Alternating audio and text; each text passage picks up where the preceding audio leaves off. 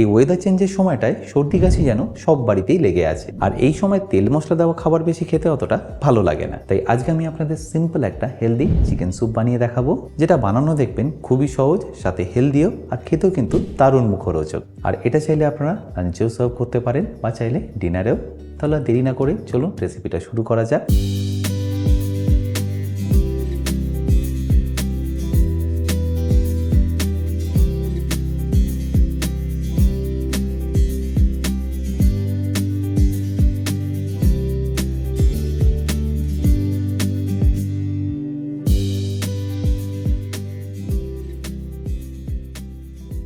By the way, আমি chef Atanu, আপনারা দেখছেন অতনু রান্নাঘর, আর আজকে আমাদের রেসিপি হেলদি চিকেন স্যুপের। তাহলে স্যুপটা বানানোর জন্য আমি এখানে নিয়ে নিয়েছি 4টে চিকেন লেগ, যেটা ওজনে 1 কেজি। আমি এখানে প্রায় 10 জনের জন্য এই স্যুপটা বানিয়ে নিচ্ছি। আপনারা চাইলে কিন্তু কম পরিমাণে এটা করে নিতে পারেন। এবার এই চিকেনগুলোকে সেদ্ধ করার জন্য আমি ডাইরেক্টলি নিয়ে নিচ্ছি কড়াইয়ের মধ্যে।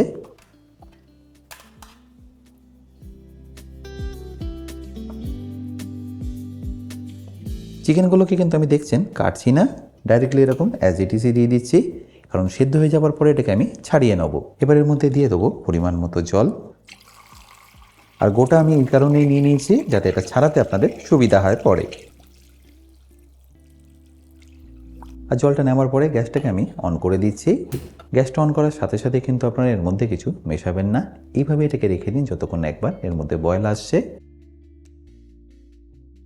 একটু ফুটে গেলে দেখুন এইভাবে ফেনাটা ছাড়তে শুরু করবে। সেই সময় এই ফেনাটাকে আপনাদের বাদ দিয়ে দিতে হবে বা ফেলে দিতে হবে এইভাবে তুলে। বেসিক্যালি এটা চিকেনের ইমপিউরিটিস।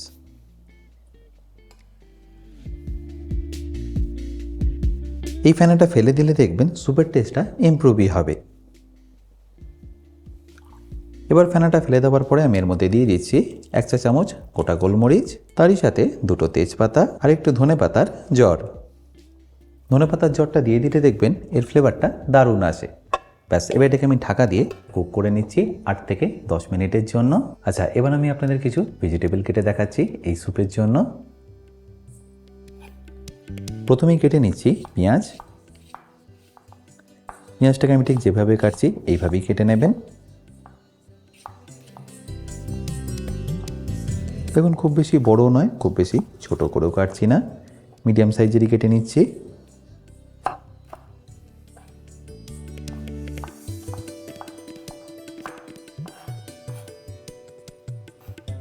আর আমি এখানে 2টো পেঁয়াজ ব্যবহার করছি।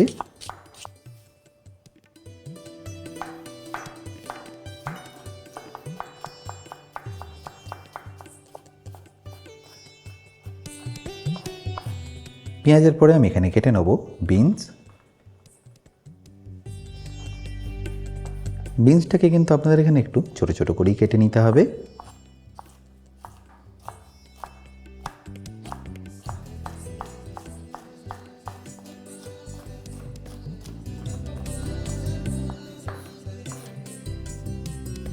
এবার বিনসের পরে আমি এখানে কেটে নিচ্ছি গাজর। গাজরটুকু আমি একদম বিনসের মতো করেই কেটে নেব ছোট ছোট করে।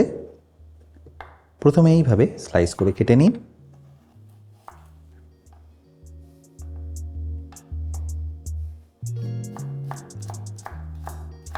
তারপর এইভাবে জুলিয়ান করে কেটে ছোট ছোট করে ডাইস করে কেটে নিই। আমি এটা এই কারণেই ছোট ছোট করে কাটছি যাতে এটা কুক হতে কম সময় লাগে। আচ্ছা, এখানে বলে রাখি, আপনারা যারা এখনও আমার অতনু রান্নাঘরের অ্যাডভান্স কুকিং কোর্সটা নেননি তারা নিয়ে নিতে পারেন আমার নিজস্ব ওয়েবসাইট www.otonurannakar.com থেকে। এই কোর্সটা মেনলি রেস্টুরেন্ট স্টাইল খাবারের ওপর।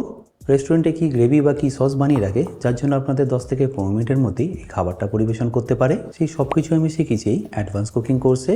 এই কোর্সের লিঙ্ক আমি যদিও ডিসক্রিপশন বক্সে দিয়ে রেখেছি, তাও বলে রাখি, কিন্তু যদি আপনাদের কোনো রকম অসুবিধা হয় আমার সাথে এই হেল্পলাইনে যোগাযোগ করতে পারেন।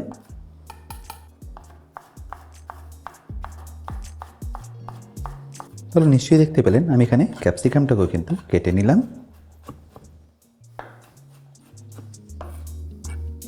আর ক্যাপসিকামের পরে আমি এখানে একটু পেঁয়াজ পাতা কেটে নেব। পেঁয়াজ পাতার এই সাদা অংশটা, সবুজ অংশটা কিন্তু আমি আলাদা আলাদা ব্যবহার করব, তো এটাকে আমি আলাদা আলাদাই কেটে নিয়েছি।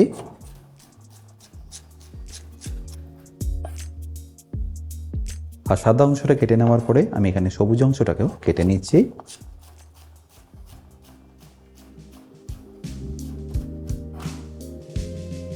আর পেঁয়াজ পাতাটা কেটে নেওয়ার পরে আমি এখানে একইভাবে কেটে নিয়েছি দেখুন আদা, কাঁচা লঙ্কা, রসুন আর ধনে পাতা। আর এপাশে চিকেনটা দেখুন এতক্ষণে কিন্তু পারফেক্টলি সেদ্ধ হয়ে গেছে। তো এই চিকেনটাকে আমি তুলে নিচ্ছি। আর চিকেনটাকে তুলে নিয়ে আমি রেখে দিচ্ছি একটা ট্রের মধ্যে।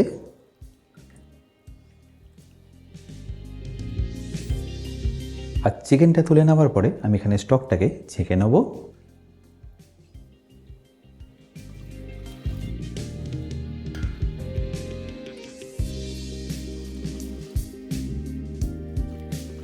তাহলে দেখুন স্টকটা আমার এখানে পারফেক্টলি ছাঁকা হয়ে গেল। আচ্ছা, এবার একটা মশলা আপনাদের বানিয়ে নিতে হবে। তার জন্য আমি এখানে একটা ফ্রাইং প্যান নিয়ে গ্যাসটাকে অন করে নিচ্ছি। আর তারপর তাতে দিয়ে দিচ্ছি 1 বড় চা চামচ গোটা জিরে। আর তারই সাথে দিয়ে দিচ্ছি 1 বড় চা চামচ গোটা গোলমরিচ। ব্যাস, এবার এটাকে ভালো করে একটু ড্রাই রোস্ট করে নিই। আর ভালো করে ড্রাই রোস্ট করা হয়ে গেলে আমি এটাকে তুলে নিচ্ছি। আর নিয়ে নিচ্ছি একটা হামালদিস্তের মধ্যে।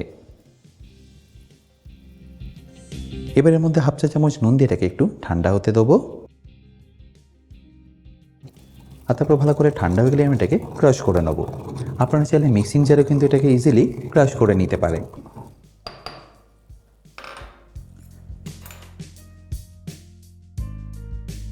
এই ভাজা মশলাটা দিলে দেখবেন স্যুপের স্বাদটা কিন্তু দ্বিগুণ হয়ে যাবে। আর এপাশে দেখুন চিকেনটা এতক্ষণে ঠান্ডা হয়ে গেছে, তাই এটাকে আমি শ্রেড করে নিচ্ছি। দেখুন কতটা ইজি এটাকে করে নেওয়া।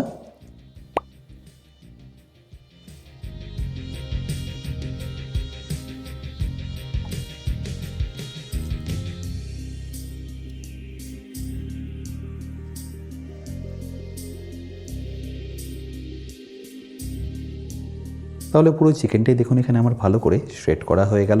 এবার আমি ফাইনালি আপনাদের স্যুপটাকে বানিয়ে দেখাচ্ছি। আর স্যুপটা বানানোর জন্য আমি এখানে একটা কড়াই নিয়ে নিচ্ছি 2 চা চামচ মতো বাটার। আর যাতে বাটারটা জ্বলে না যায় সেজন্য 1 চা চামচ সাদা তেল।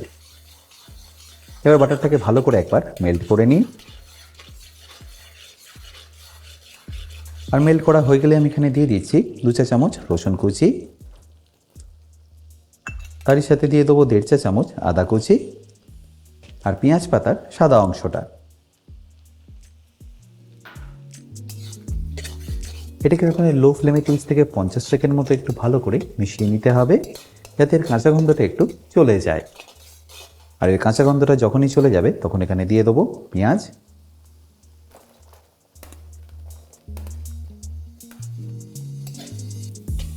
আর সেটাতে একবার রসুনের সাথে ভালো করে ভেজে নেব। পেঁয়াজটা কিন্তু আপনাদের খুব বেশিক্ষণ ভাজতে হবে না, জাস্ট 1 থেকে 1.5 মিনিট একবার ভেজে নিলেই দেখবেন যখন এর কালারটা চেঞ্জ হয়ে গেছে তখন এখানে দিয়ে দিন বাকি ভেজিটেবলগুলো। বাট তার আগে আমি এখানে কাঁচা লঙ্কাটাকে একবার ভালো করে মিশিয়ে নেব। আপনারা যেরকম ঝাল খেতে পছন্দ করবেন সেই অনুযায়ী এখানে দিয়ে দেবেন। ব্যাস, এবার এখানে আমি বাকি ভেজিটেবলগুলো অ্যাড করে দিচ্ছি।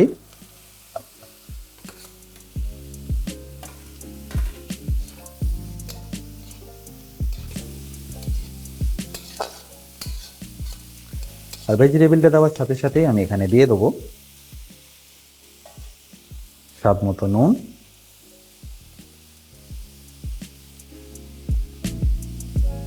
আর এইটুকু দেখুন হলুদ গুঁড়ো। তারপরে এটাকে ভালো করে একবার মিশিয়ে নিন। নুন দেওয়ার পরে এটাকে আপনাদের খুব বেশি হলে 1 মিনিট মতো একটু মিশিয়ে নিতে হবে, যাতে এর মধ্যে থেকে ময়েশ্চারটা বেরিয়ে আসে। আর তার জন্যই দেখবেন ফ্লেভারটা দারুণ সুন্দর আসবে। আর ভালো করে মেশানো হয়ে গেলেই আমি এখানে দিয়ে দেবো চিকেন স্টকটা।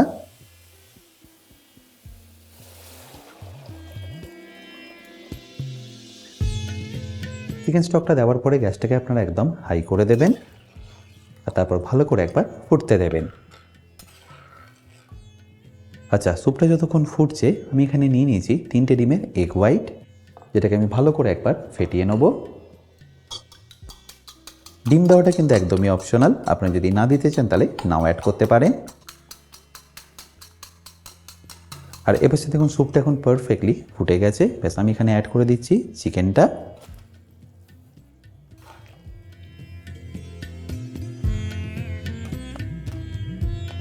তারপর দিয়ে দেবো ভেজে রাখা মশলা অল্প একটু।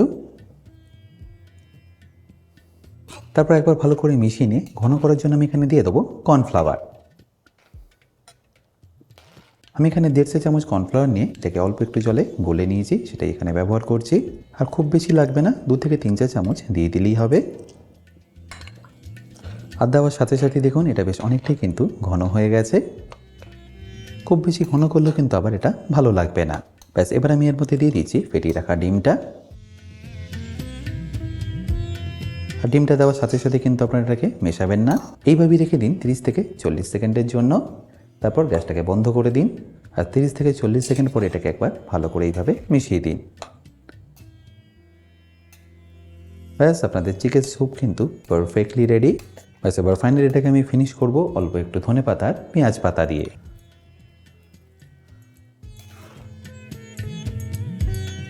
ব্যাস, এবার এটাকে আমি গরম গরম আপনাদের সার্ভ করেও দেখাচ্ছি।